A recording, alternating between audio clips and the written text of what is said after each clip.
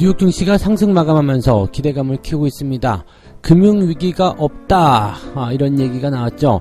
자, 옐런 의장이 모든 은행의 예금을 보증해주겠다, 필요하면은 더 많이 해주겠다, 이런 식으로 얘기가 나오면서 완전하게 진정세로 들어가는 모습입니다. 퍼스트 리퍼블릭 같은 경우도 급등을 했고요. 대체적으로 은행 쪽 불안감은 많이 가라앉은 듯한 느낌입니다. 자, 이 상황에서 FOMC가 어떤 결과를 내세울 것인지, 자, 지금 현재 이 FOMC의 가장 중요한 그런 포인트들이 현재 대기 중에 있습니다. 자, 시장의 기대감이 계속 높아지고 있는 상황이기 때문에 이 상황들 같이 알아보도록 하겠고요. 삼성전자가 14년 만에 분기적자가 나올 거라는 이야기가 있습니다. 반도체 업황이 좋지 않기 때문에 삼성전자도 적자가 나올 것이다, 이런 얘기를 하고 있는데, 자, 2009년도 이후에 처음이거든요. 그래서 과연 삼성전자가 적자의 성적표를 받게 될 것인지, 또 만약에 그렇게 된다면 우리는 또 어떻게 봐야 되는지, 향후 전망은 또 뭔지 알아보도록 합니다. 자, 리오프닝 관련주들 요즘에 답답하다는 이야기 많이 하는데 요즘에 살짝 그래도 반등 나오는 모습이잖아요. 자, 근데 이제 중국의 이런 양회 이후에 리오프닝주들에 대한 어떤 기대치들이 높아질 것이다 라고 생각이 됐는데, 생각했던 것과는 다르게 주가가 거꾸로 가고 있다, 이런 얘기입니다.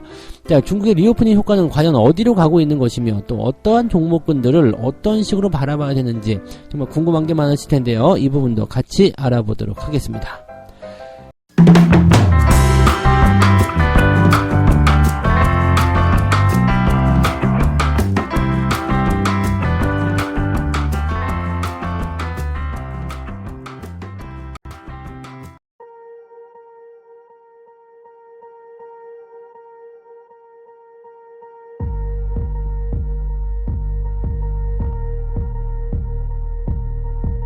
네, 반갑습니다. 자, 오늘은 3월 22일 수요일입니다. 자, 일단은 미국 증시가 예상했던 대로 상승을 해주고 있습니다. FOMC에 대한 기대감이 좀 높을 거라고 볼 수가 있는 내용이고요. 전날 저녁에 이제 유럽 증시가 상승하면서 분위기 좀 키워놨고요. 그리고 미국 증시도 상승 출발. 장 초반에는 일단 상승세가 좀 강해 보였고요. 그리고 나서 계속 주가가 좀 떨어지는 모습이 있었다가 장 막판에 다시 상승을 키워놓는 모습이 나타났습니다. 다우지수는 0.98% 상승 마감을 했고요. 나스닥은 1.58%나 올라가면서 분위기를 더 키워놨습니다. 나스닥 쪽 같은 경우는 이제 기술주들의 움직임들이 좀 더 강했겠죠. 뭐 금리를 일단은 조금밖에 안 올린다거나 아니면 동결 뭐 이런 얘기들 나오기 시작했으니까 여기에 대한 기대감이 그대로 적용됐을 겁니다. 기술주들은 이런 금리 동향에 좀 민감한 부분이 있기 때문에, 자, 이렇게 된다면 나스닥이 조금 더 강하게 상승할 수 있는 분위기가 되겠죠. 기술주 대부분 다 올랐어요. 뭐 테슬라 같은 경우는 신용등급이 올라가면서 또 7%대까지 상승하는 모습도 좀 있었고요. 그 다음에 뭐 아마존 이런 기업들도 대체적으로 다 올랐습니다. 상황은 좀 안 좋다라고 분석들을 많이 하고 있습니다만 이것이 최악이다라는 전망치도 많이 높습니다. 그러니까 기업들 상황이 별로 안 좋아서 지금 실적도 좀 그렇고 인원 감축도 해야 되고 등등 여러 가지 얘기들이 있지만, 오히려 이것이 최악의 상황이기 때문에 앞으로 좋아질 일만 남았다. 주가는 그래서 올라가야 한다. 이런 식으로 분석이 되는 것도 있겠죠. 네. 자, 일단은 내용을 좀 살펴보도록 하죠.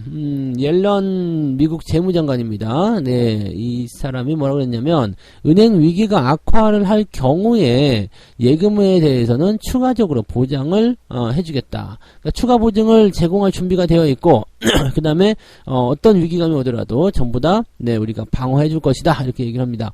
예금자들의 저축과 은행 시스템이 안전하게 유지되도록 필요한 모든 조치를 취할 것이다. 자, 이게 중요한 핵심 아니겠습니까? 이제 은행 파산에 대해서 걱정이고, 은행이 파산함에 따라서 연쇄적인 그런 번짐, 그런 것들이 일어나게 되면서 금융위기가 올 것이다, 이렇게 얘기를 했었는데, 그런 거 없어요. 걱정하지 마세요. 은행은 망하지 않습니다, 라고 얘기를 해주는 모습이고, 혹시라도 망할 것 같으면 정부가 다 보증해 줄 겁니다. 걱정하지 마시고 은행에다가 예금을 하세요, 라는 식의 느낌이라고 보시면 됩니다. 자, 뱅크런을 통해서 이제 예금을 인출하고 이런 사태가 벌어져서 은행이 파산했다, 힘들어졌다, 이런 얘기들 나왔습니다만, 일단은 그것도 일단락된 상황이고, 향후에 추가적으로 나타날 수 있는 부분들을 막아놨다라면 이제는 별 문제 없다라고 생각하시면 되겠죠. 자, 일단 정부가 나서가지고 보증을 해준다 그러면 국민들 입장에서는 나쁠 건 없습니다. 네, 왜냐면 이제 불안감은 없어지겠죠. 은행이 망하는 것을 정부가 보증을 해준다는데, 정부만큼 가장 믿음직한 건 없잖아요. 내가 만약에 은행한테서 돈을 떼어먹혔어요. 내가 은행에 돈을 넣었는데 파산해가지고 내 돈이 날라갔어. 근데 이거를 전부 다 정부가 보증을 해주겠대요. 돈 다시 줄게, 걱정하지 마 라고 얘기를 한다라면 뭐 사람들 입장에서는 와이낫이 되는 거죠. 또 그러니까 뭐 일단 믿자야 본전 아니겠습니까? 네, 내가 일단 예금을 집어넣었어요. 그래서 뭐 이자가 발생되든 뭐가 되든 일단 뭐가 발생하고 있을 거 아니에요. 그런 상황에서 혹시라도 은행이 파산하게 되면 그 돈을 다 돌려받을 수 있는 거고, 은행을 파산하지 않으면 뭐 예금에 대한 이자를 돌려받을 수 있는 거고, 그렇게 되면 은행도 뭐 이런 그 유동성에 대한 부담감이 줄어들 테고요. 그러니까 이렇게 나오는 모습입니다. 그러니까 모든 예금으로 네, 확대하는 방안을 연구 중에 있다라는 것이 중요한 골자가 됐고요. 이렇게 되면 이제 그동안 시장을 약간 억눌렀었던 그런 금융 위기에 대한 위험도는 많이 사라졌다 보시면 되겠고, 남아있는 건 뭐예요? 오히려 이런 그 은행의 어떤 리스키한 그런 모습들이 발견이 되면서 FOMC, 즉 연준 입장에서는 금리를 네, 올리기가 상당히 껄끄러진 상태가 됐죠. 그러니까 대형 악재가 터지면서 시장을 한번 흔들어주는 모습이 좀 있었습니다만, 오히려 이런 것들이 시장에 남겨놓고 간 것은 호재덩어리밖에 없다라고 보실 수가 있는 내용이 되는 거죠. 시장은 거기에 대한 기대감을 그대로 반영하고 있다고 보시면 됩니다. FOMC는 이제 조만간 이제 결과 발표를 하게 될 건데요. 현재 파월 의장 같은 경우는 네, 뭐 특별하게 코멘트를 하고 있는 것은 아니겠습니다만은, 아마 이번 FOMC 회의가 끝나고 나서 발표가 나올 때는 네, 금리에 대한 이야기와 그 다음에 5월달부터는 동결 들어갈 수도 있다, 이런 뉘앙스를 풍길 수도 있다고 얘기가 나오고 있습니다.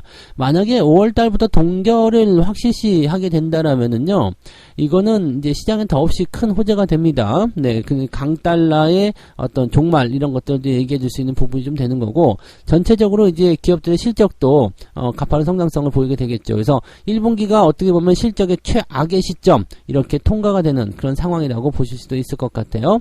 자, 뉴욕 증시 전문가들은요, 연준이 0.25%포인트의 금리를 인상할 것으로 예상했다, 이렇게 되어 있는데, 뭐 일단은 연준이 금리 인상을 당장 중단한다면 이것 또한 문제다. 왜냐면 시장이 모르는 것을 그들은 뭔가 알고 있는 건 아니냐, 이런 식으로 얘기가 나온다라고 되는데, 이게 무슨 얘기냐면요, 시장이 모르는 것을 그들이 알고 있다. 금리를 중단한다는 것은 시장에서 우리들이 모르는 거겠죠. 즉 그만큼 시장이 위기에 빠져 있고 상황이 안 좋다라는 것을 인정하는 것과 똑같다라고 얘기하는 거죠. 그러니까 연준 입장에서는 네, 그렇게 되면 안 될 것이다 라는 얘기를 하는 거고요. 그래서 0.25%포인트의 금리 인상을 할 것이다, 시장 괜찮아요 라는 식의 느낌을 주기 위해서도 금리 인상이 이번엔 필요하다라는 얘기가 하는 거죠. 자, 어쨌든 근데 이 0.25%포인트고 뭐 동결이고 이건 중요한 게 아니다. 지금 현재 이 금융시장 자체가 미국 은행의 파산을 실질적으로 좀 크게 해석을 했었고, 또 그런 것들이 이제 그 약간 시장에 약간 뭐 불안감이라든지 이런 것들 조성하게 되는 상황이 좀 일어났는데, 자, 이런 것들 때문에 뭐 또 추가적인 변동성을 키울 수 있는 상황들이 또 일어날 수도 있다. 그래서 지금의 이것은 시작일 뿐이고 여전히 변동성이 많은 사건들이 드러나게 될 텐데, 이것은 연준이 그때마다 계속적으로 방어를 해줘야 되고 정부가 방어를 해줘야 될 것이다.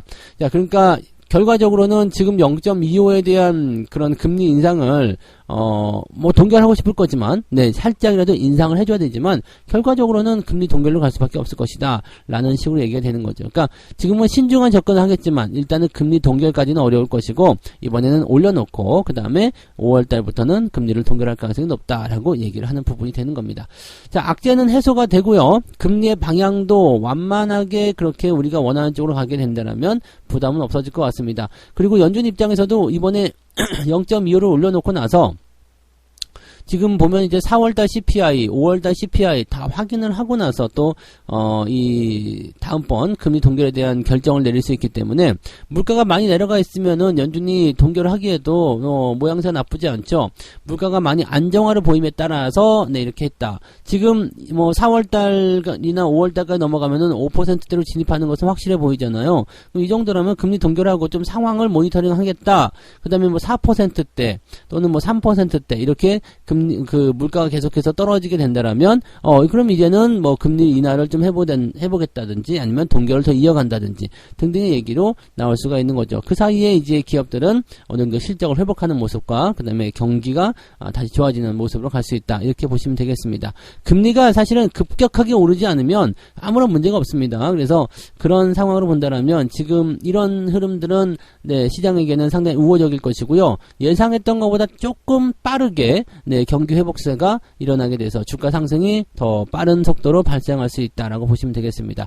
뭐 예전에 예상치 같았을 경우에는 올해 안에는 금리 인하가 없다라는 얘기였는데 이제는 올해 안에 금리 인하가 일어날 수도 있다 쪽으로 가고 있는 그런 상황이 되겠다 보시면 되겠습니다. 그래서 뭐 경기에 대한 부분들은 이제 점차적으로 올 한 해 동안에는 회복세를 보이게 될 것이고 잘하면은 뭐 더 좋은 결과도 일어날 수가 있겠다 이렇게 보시면 되겠죠. 네. 그래서 미국 증시 상황에 대한 부분들 빗대 본다면 국내 증시도 오늘은 네, 갭상승 출발하지 않겠는가 생각해 봅니다. 그래서 좋은 흐름들 일단은 나타날 수 있을 것 같아 생각되고요.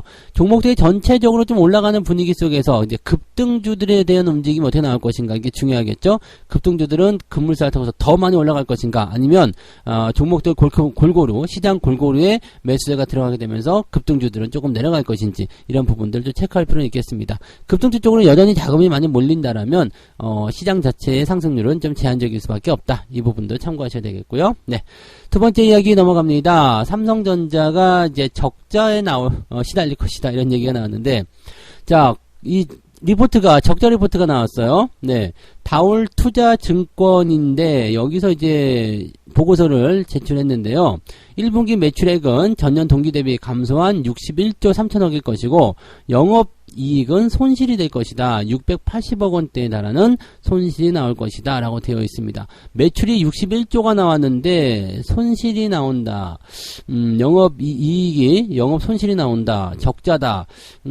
이것도 보면은 너무 갭이 큰 거 아니냐 싶기도 한데 뭐 이것도 한번 살펴볼 필요는 있겠죠. 자, 어쨌건 1분기 삼성전자의 적자를 예상한 보고서는 이번이 처음인데 실적 전망치는 많이 낮아지긴 했어요. 뭐 1조도 안 된다 뭐 이런 얘기도 있었지만 뭐 그래도 조 단위의 수익은 낼 것이다 라는 전망이 많았었는데 이것이 이제 점점 줄어들게 되면서 뭐 이제 1000억대 수익이다 뭐 이렇게 얘기가 나오다가 갑자기 이제 네, 적자가 나올 것이다. 자, 반도체 부분에서만 1분기에 4조 원대의 손실을 기록할 것이다 라고 얘기를 하고 있습니다.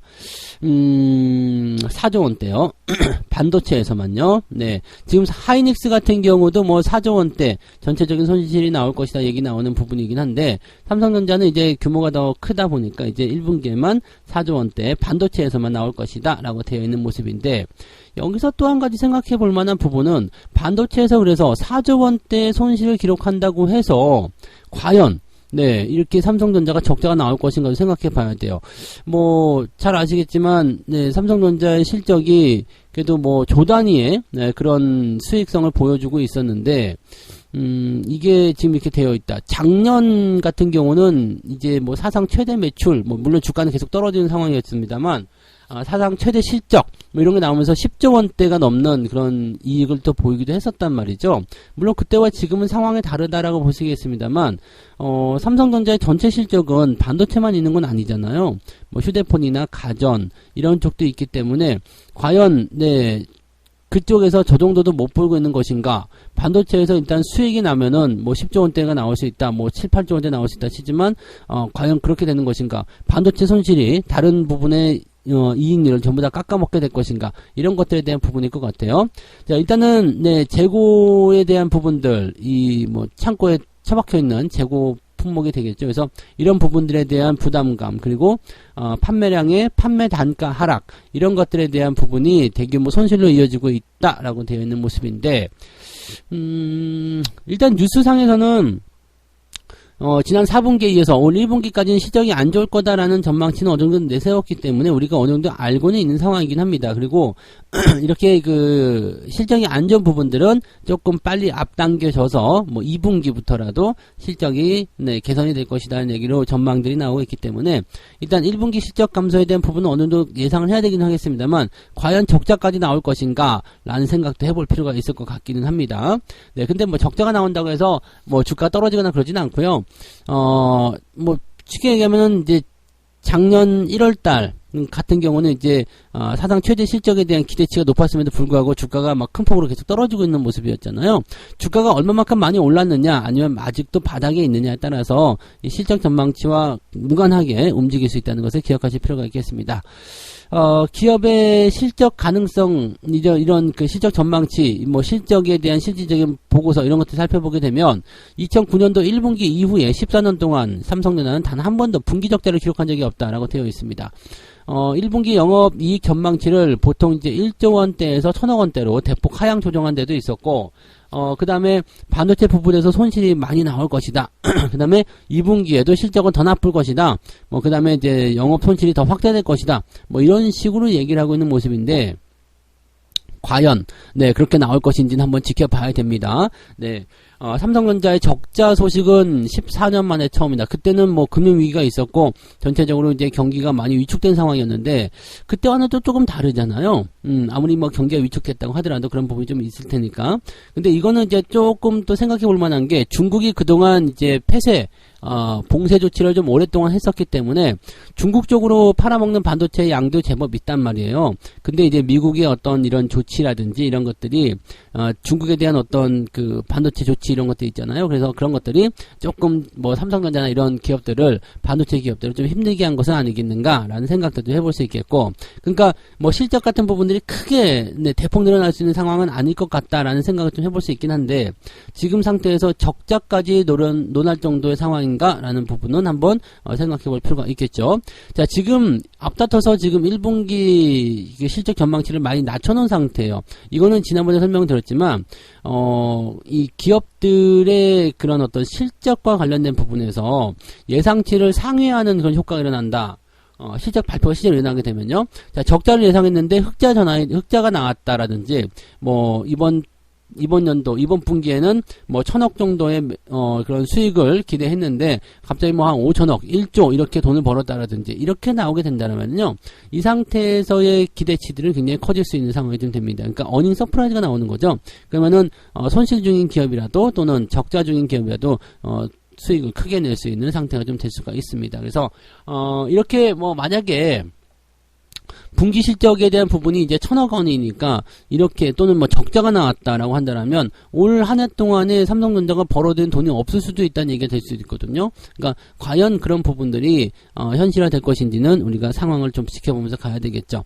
다만 이제 주가가 많이 내려간 상태에 있기 때문에 이런 실적에 대한 분위기들은 어느 정도 주가에 반영이 된 상태입니다. 그래서 뭐 주가에 어떤 큰 영향을 주거나 그런 모습은 아닐 것 같긴 한데, 자, 적자에 대한 리포트는 조금 충격적일 수 있다라는 걸 참고해 볼 필요는 있겠습니다. 그래서 이렇게 상황을 지켜보시면 되겠고요. 오히려 뭐 나쁘기 때문에, 그리고 지금이 최악일 수 있다라고 생각한다면 뭐 오히려 좀 기회가 될 수 있는 상태가 되지 않을까 생각합니다. 이 리포트 이렇게 쓰더라도 전부 다 뭐라고 하고 있냐면 분할 매수를 계속해서 해라 라고 얘기를 하고 있는 상황이죠. 뭔가 말이 좀 안 맞는 것 같기도 하고, 네. 그래서 이거는 좀 지켜봐야 될 것 같아요. 적자까지 나올 것 같은 상황은 아니었던 것 같은데, 지금 이런 식으로 낮춰서 잡는 이유는 이 실적 발표에 대한 효과를 크게 만들기 위한 그런 리포트의 어떤 보수적인 입장인지 아닌지 그 부분들 좀 살펴볼 필요가 있을 것 같습니다. 네. 자, 세 번째 이야기 넘어갑니다. 중국의 리오프닝 관련한 이야기. 네. 중국이 이제 양회 이후에 리오프닝 관련주들에게 큰 수혜가 될 것이다, 이런 전망이 좀 있었어요. 근데 그런 것들이 이제 효과를 잘 못 내고 있는 모습이 좀 나타납니다. 지금 보면은 이제 중국 경기가 정상화됐을 경우에 여기에서의 어떤 기대감, 그러니까 뭐 업황으로 본다면 반도체 여기 포함되겠죠. 그 다음에 철강, 건설 뭐 등등등 여러 가지 부분들이 나타날 수가 있겠죠. 최근에는 이 외국인들이 건설주들을 조금 사들인다는 얘기가 좀 있더라고요. 근데 이런 것들이 중국 때문인지는 모르겠습니다만 변화는 좀 그렇게 일어나고 있다라는 거. 네. 그 다음에 이제 중국이 이제 경기 부양, 기본적으로 경기 부양 한다고 그러면은요, 대체적으로 이제 뭐 이 인프라 투자라든지 이런 쪽으로 많이 진행이 좀 되는 부분이 좀 있거든요. 그냥 소비의 증가라든지 돈을 좀 풀어준다든지. 얼마 전에 보면 이제 그 중국의 금리 같은 정책들도 상당히 우호적으로 많이 바뀌는 모습이었는데, 이것은 이제 중국 정부에서도 조금 더 강력하게 경기를 좀 회복시키기 위해서 부양 정책을 쓰겠다라는 어떤 의지라고 볼 수가 있습니다. 자, 근데 지금 중요한 거는 중국의 이런 그 뭐랄까 그 국가의 그런 시스템이라고 봐야 되겠죠. 중국의 성격. 얘들은 이제 뭐 중간재들을 납품받아가지고 조립해서 완성품으로 팔아먹는 그런 산업을 하고 있단 말이에요. 근데 이 대중 수출의 70%가량을 차지하고 있는 것이 바로 이 중간재입니다. 그 대신에 이제 지금은 원자재라든지 소비재 이런 것들이 먼저 수혜를 입고 있는데, 이 중간재 같은 경우는 미국이 중국에 대한 견제를 계속해서 하고 있는 상황, 또 중국이 이제 우리는 이제 뭐 경기 부양을 할 겁니다라고 하지만 그 효과에 대한 부분들은 시간이 좀 필요하다는 이야기죠. 자, 쉽게 얘기하면은 우리가 이제 경기 부양책을 만약에 우리 정부에서 썼어요. 이제부터 경기 부양 들어갑니다라고 했을 때 주가는 바로 뛸 수가 있긴 합니다만 기업들의 실적은 바로 뛰지 못합니다. 쉽게 다시 예를 들면 리오프닝 관련주들이 대부분 그런 거죠. 자, 이제는 마스크를 벗습니다 등등의 얘기가 나와서 이제 뭐 이번 주부터 마스크 벗고 다니시는 분들 많이 생기셨잖아요. 이제는 뭐 대중교통에서 완전히 마스크 해제가 된 거죠. 자, 요 상황이 됐는데 실제적으로 그러면은 실적은 언제 증가하느냐?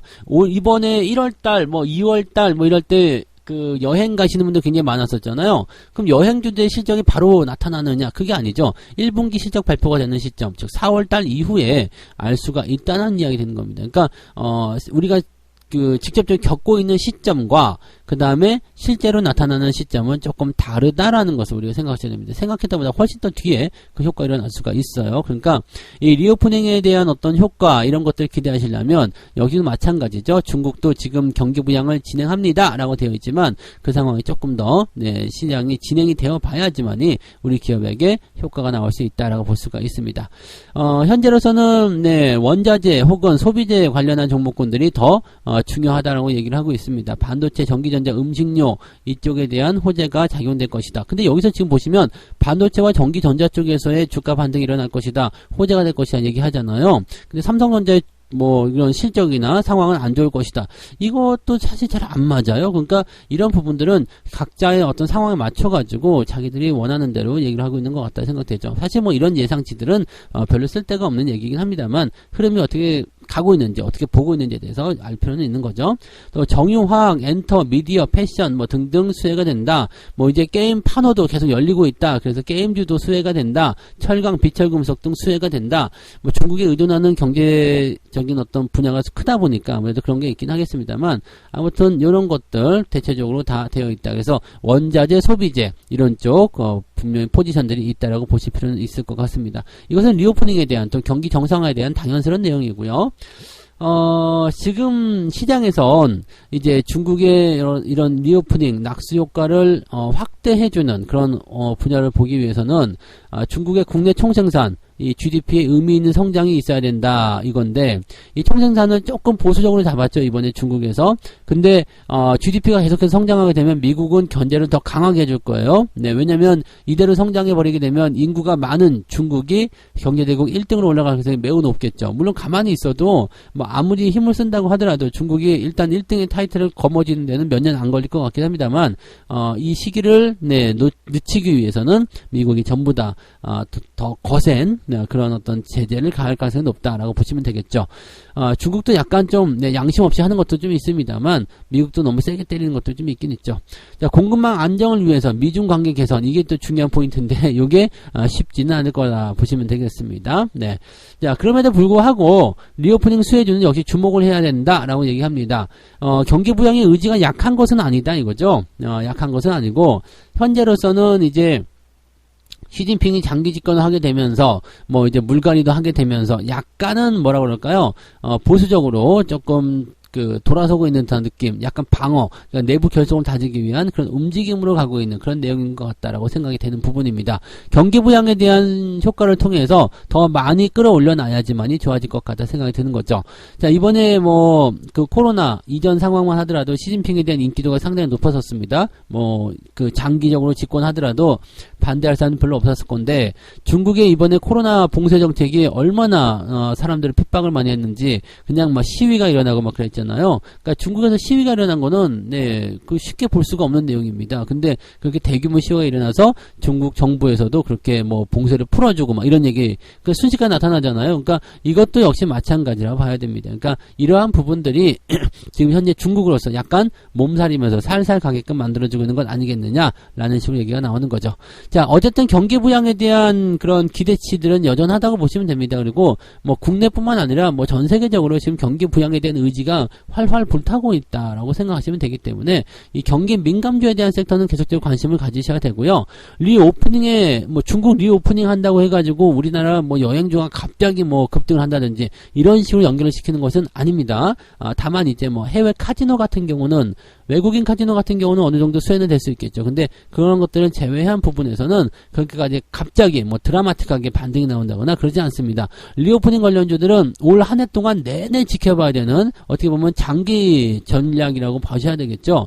자, 경기가 계속 좋아지고 소비가 증가하게 되면서 실적이 증가하는 쪽은 당연히 이쪽은 수혜가 됩니다. 당장 올라갈 것 같다 생각해서 대응을 하시는 부분들이 문제가 될 수 있는 거기 때문에 그런 거 아니시라면 천천히 지켜보시면서 보셔야 됩니다. 항상 실적이 발표가 된 그 포인트가 지금이 아니라 그 이후라는 거. 지금부터 좋아지기 시작합니다. 뭐 이제 마스크 벗어서 화장품 쓰기 시작합니다. 그러면요, 이제 1분기 다 끝났기 때문에 이제 화장품 들기 시작하면요, 적어도 화장품 관련주들은 2분기 실적이 발표되는 그 시점, 즉 2분기가 6월달에 끝나니까요. 7월 중순 이후부터 화장품 관련주들에게 뭔가 효과적인 상황이 나타날 수 있다는 얘기입니다. 이렇게 조금 더 멀리 볼 수 있는 그런 전략을 좀 세우셔야 된다는 것을 꼭 명심하시기 바랍니다. 지금 나빠 보이지만, 지금 당장 좋아 보이지만 이런 것들은 시간을 두고 천천히 생각해 볼 만한 문제들이다 라는 것을 참고하셔야 됩니다. 자, 이렇게 해서 오늘 세 가지 이야기 전달해 드렸습니다. 금융위기는 없어요. 미국 증시가 그래서 상승세, 강세를 보였는데, 뭐, 분위기는 괜찮다고 보셔야 되겠죠? 네, 그리고 우리나라 국내 증시에도 영향을 좀 줄 수 있는 모습이고, 그동안 이제, 뭐 기대치를 가지고서 계속해서 움직이고 있었던 모습이었는데 은행 위기기간 때문에 주가가 한번 쾅 떨어졌는데 이것을 그냥 완전하게 봉쇄해서 좀 이렇게 잘 덮어주고요. 그 다음에 오히려 이제 금리가 조금 더 안정적으로 될 것이다라는 어떤 호재만 가지고 들어왔다라고 보시면 되겠습니다. 그래서 증시가 더 상승할 수 있는 기대감이 있다 보시면 되겠고요. 삼성전자가 지금 14년 만에 분기 적자가 나올 수 있다는 얘기가 나왔는데 이거는 좀 지켜봐야 될 것 같습니다. 과연 적자까지 갈 정도인가라는 생각인데 그 정도까지는 조금 과하게 잡은 거 아닌가. 그래서 리포트가 오히려 이 실적 발표 시점 이후에 상황을 좀 보면서 갈 것 같은데 지금 실적 발표까지는 이번 주 제외하고도 한 2주 3주 정도 남았다 봐야 되겠죠? 네, 그 정도 남아있을 텐데, 글쎄요. 이 정도면 어느 정도 좀 집계가 됐을 것 같은 느낌도 좀 있거든요. 그래서 진짜로 적자가 나올 것인지, 아니면 예상했던 것보다 뭐 적자 예상했지만 갑자기 튀어서 뭐 흑자가 나올 것인지, 아직은 적자를, 이 분기 보고서를 예측치를 낸 증권사는 한 곳밖에 없습니다만은, 그것도 한번, 지켜볼 필요는 있을 것 같아요. 근데, 대체적으로 이제, 목표치를 낮게 잡았지만 적자까지는 보고 있지 않다는 걸 생각해 봤을 때는요, 지금 생각했던 것보다는, 주가의 어떤 기업의 실적이 그렇게 나쁘진 않을 것 같다라고 보셔도 될 것 같아요. 자, 중국의 리오프닝 효과는 어디로 갈 것인가? 이거는 뭐 어차피 시간적인 부분들이 필요한 거다라고 보시면 됩니다. 지금 당장 중국이 뭐 경기 부양한다고 해가지고 주가가 올라갈 내용은 아니라는 거죠. 그러니까 리오프닝 관련주들은 항상 이 실적 발표가, 중요한 포인트다. 그래서 1분기 말고 2분기까지도 실적 발표 기다려야 되기 때문에 상반기 이후에 올라갈 확률도 높습니다. 그래서 이런 부분들 참고하시고 대신에 이제 상반기 이후에 올라갈 확률이 높다라면 주가가 지금 저점이라면 그 시점에서 천천히 대응하시는 것도 괜찮겠죠. 네. 자, 책 한 꼭지 읽고 마무리합니다. 주식 투자에 익숙하려면 최소 2에서 3년 정도는 필요하다. 이때까지는 자기 돈으로 매매를 해야 된다. 강세장의 초기가 아니라면 신용거래는 하지 않는 것이 좋고 마진콜을 당하면 돈을 넣기보다는 매도하는 것이 우선이다. 자, 이것은 뭐 짧게 치는 그런 내용이긴 합니다만은 여러분들한테 꼭 필요한 내용 중에 하나죠. 네. 그래서 시장에 대한 어떤 대응 전략입니다. 자기 돈을 가지고 투자하는 것, 그다음에 이제 뭐 전화가 오잖아요. 네, 증거금이 부족해요. 어떻게 하실래요? 라고 마진콜이 오면은 그냥 팔아 주세요라고 하고 매도하는 것이 유리하다는 거, 이런 것들에 대한 간단한 어떤 원칙적인 기본들입니다. 그래서 이런 것들 혹시라도 해당이 되신다면 잘 참고하셔서 대응하시고요. 신용거래는 아직까지는 하실 필요는 없을 거고요. 있어요. 장이 더 올라간 다음에 대응하셔도 괜찮을 겁니다. 자, 그래서 오늘 여기까지 하고요. 뭐 전체적으로 약간 뭐 우울한 것 같은 그런 느낌도 좀 받으실 수 있겠습니다만 시장 분위기는 좋습니다. 네, 뭐 실적이야 뭐 그렇든 저렇든지 간에 뭐 상황이 어떻든 저렇든지 간에 주가가 올라가면 시장이 올라가면 주가는 같이 뛰게 되어 있다. 이렇게 보시면 되겠죠. 자, 오늘 여기까지 이야기하고요. 네, 오늘 힘차게 한번 출발해서 좋은 결과 끝까지 쭉 이어가시기 바랍니다. 저는 장중시장 때 다시 올게요. 고맙습니다. 본 방송에서 제공되는 모든 정보는 투자 판단의 참고 자료이며 투자의 최종 책임은 본 방송을 이용하는 본인에게 있습니다.